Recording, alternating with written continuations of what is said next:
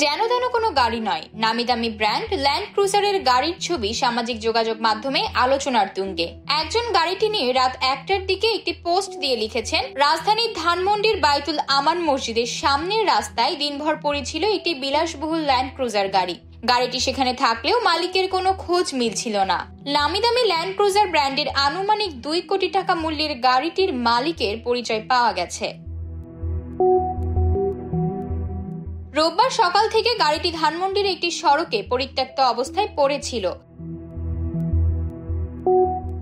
পরবর্তীতে সোমবার ভোরে একটি র্যাকারের সাহায্যে গাড়িটি ধানমন্ডি থানায় নিয়ে যায় পুলিশ।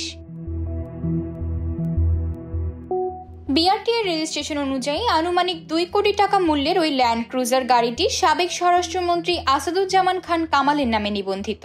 এর রেজিস্ট্রেশন নম্বর ঢাকা মেট্রো ঘ 218456 এবং টিআইএন নম্বর 511112555056। স্থানীয় বাসিন্দারা জানায়, রোববার সকাল থেকে গাড়িটি ধানমন্ডির বাইতুল আমান মসজিদের সামনের রাস্তায় আনলক অবস্থায় পড়েছিল। গাড়ির মালিকের খোঁজ না থাকায় তখন আশেপাশের মানুষের সন্দেহ হয়। এক পর্যায়ে সামাজিক যোগাযোগ মাধ্যমে বিষয়টি নিয়ে শুরু হয় আলোচনা।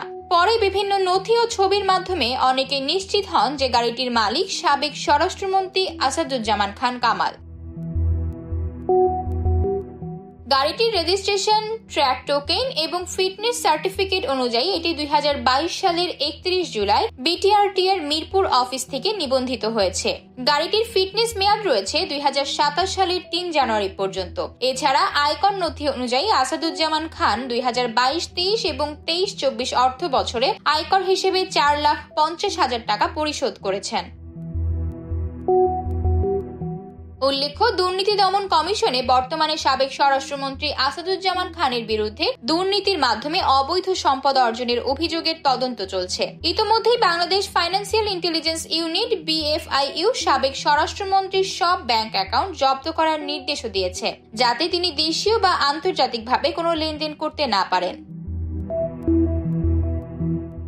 আতুকিয়া মাইমুনা, বার্তা 24।